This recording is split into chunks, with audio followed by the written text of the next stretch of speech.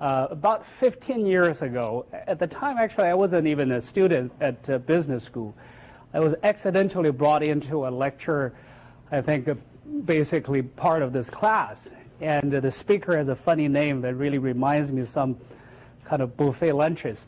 Anyway, in the middle of the speech, listening to Warren, the light bulb kind of just went off, and I figured that I can do something in this business. And of course, at the time, I was pretty desperate. You know, recently escaped from China.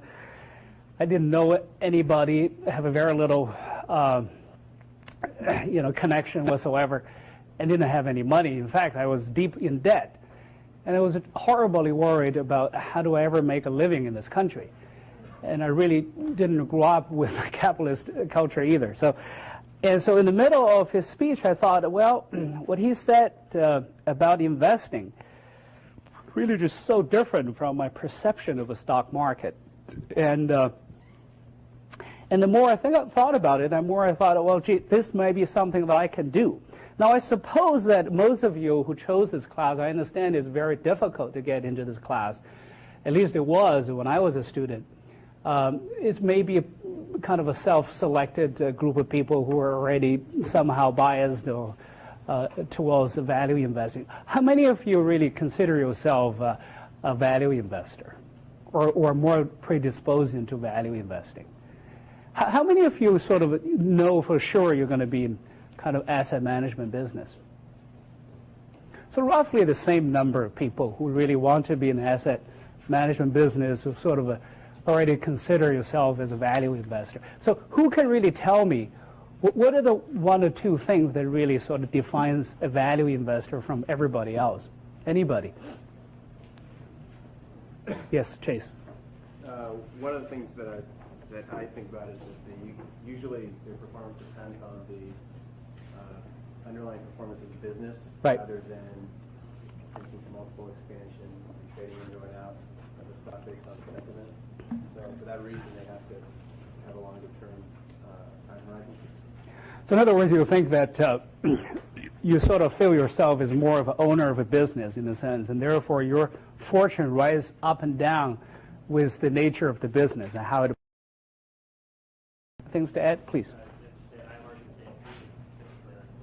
Yeah, you sort of you demand a margin of safety in a sense. Anybody else?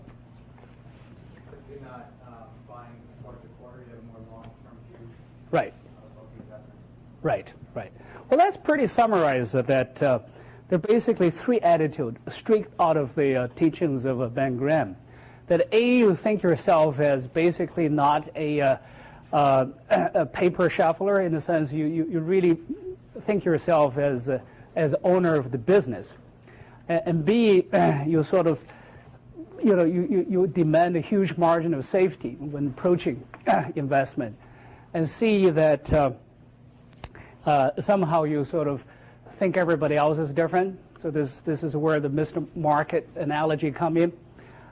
These are three things actually kind of they all come into really coming from one perception, which is, you think yourself as an owner of business rather than kind of a kind of owner of a piece of a paper, and you own a small piece, and therefore you really don't control the business, and therefore sort of is almost self-defense to demand a large margin of safety, because whatever value you perceive may not be there because you can't control it. And then because you thought you're really owning a business, and therefore you really don't care, if you're owner of business, you don't trade that all the time. And so therefore you think that you're somewhat different from just about everybody else in the market participant. But then the question is, if you really feel you're owner of business, why do you want to be the stock market? The stock market is not created for this type of a people, is that right? The stock market is fractionalized so that everybody can go in and go out. Is that right? Anybody have a view on that one? Who can tell me that asset you think is really kind of managed by value investors? Anybody have any guess? With that kind of a perception we just talked about? There's no real study, but there are a number of attempts of a study, including one actually by a professor next door at the law school, Lowenstein, yeah, and which really kind of put it at roughly under 5% of all assets. That actually is consistent from what we just talked about it. Now, you are really not the majority. You are actually a very, very minority. And the stock market is really not created for you. It's created for the 95% of all the other people. And that's really where your opportunity is. And that's where your challenge is. So to understand that before you go into management business is really extraordinarily important. And that's really that's what I first learned when I came here and listened to Buffett. That's one thing that stick in my mind. And that really sort of helped me to position where I am, because I really know by then what kind of a person I am. I think most of your challenge, especially those of you who really want to end up in the management business, and I'm actually tonight primarily addressed to that group of people. Sorry for those people that are not. Your biggest challenge is really to understand whether you're that 5% of the people or you're the 95% of the majority. And you might think that because of the training, because you do this, you sort of, intellectually or theoretically biased towards that small minority group of people. You'll be amazed, how much you would change. My career is sort of take a little twist as well. I always kind of run my own fund. Part of the time when Bruce sort of mentioned was Julian was really sort of when he invited me to really share office with him, because he sort of invited a whole bunch of fund managers that he invested in, and also share ideas. And that's when I sort of get a much better understanding of how the 95% of other people really operated. And it is tempting, because, why 95% of the people don't do, what you guys are here try to do? Despite the spectacular success of Warren Buffett and Charlie Munger, why is that? Anybody have a reason? Why is that? Why there's only, yes? Because emotionally it's very difficult. Yeah, emotionally it's very difficult. But if you think that, it's very convincing that value investors over a long period of time really have much, much better kind of returns. You think that's where the money is, even if it's emotionally difficult, you think they wouldn't change it? Any other reason? People are measured by short-term returns. Right.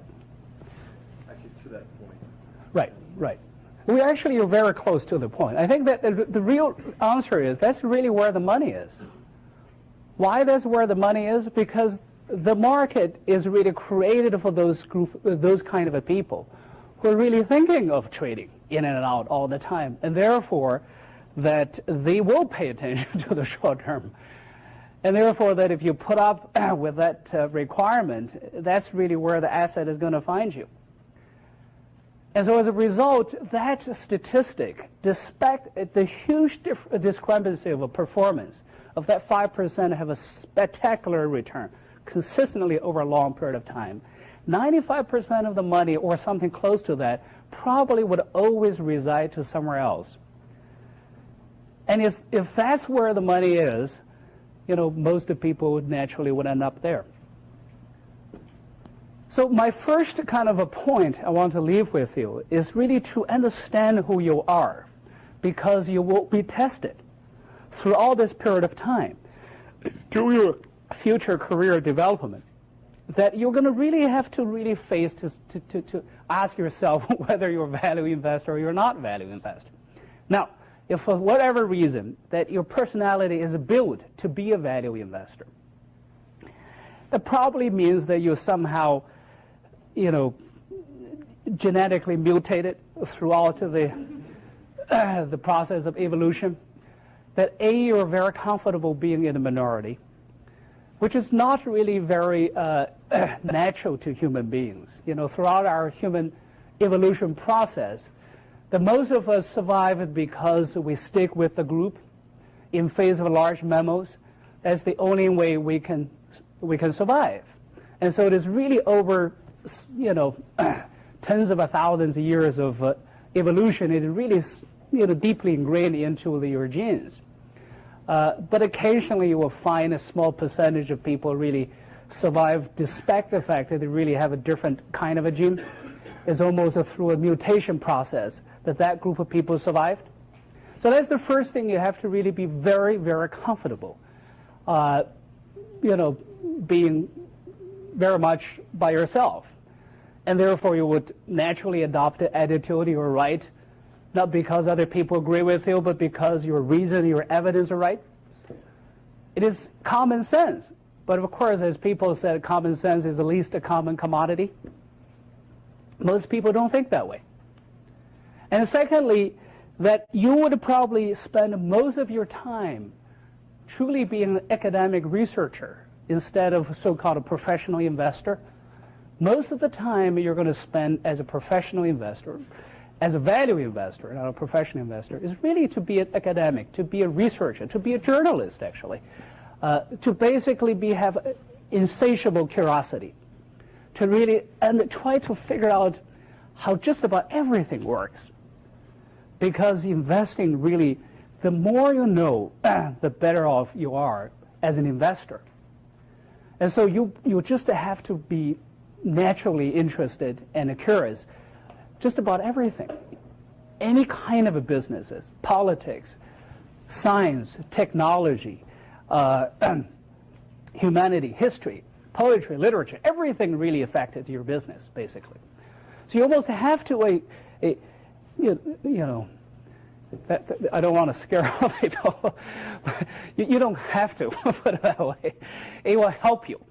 It will help you. And then occasionally you would find a few insight that out of those studies that really gave you tremendous opportunities that other people just for whatever reason couldn't deal with. Either psychologically, somebody said, or because of the limitation of their thinking, or because of the institutional imperative of the institution they belong to, all sorts of different reasons. And then you go through, you find out, is the business, that opportunity you're given, is that cheap? Is the business a good business? Is the management somebody that I can trust?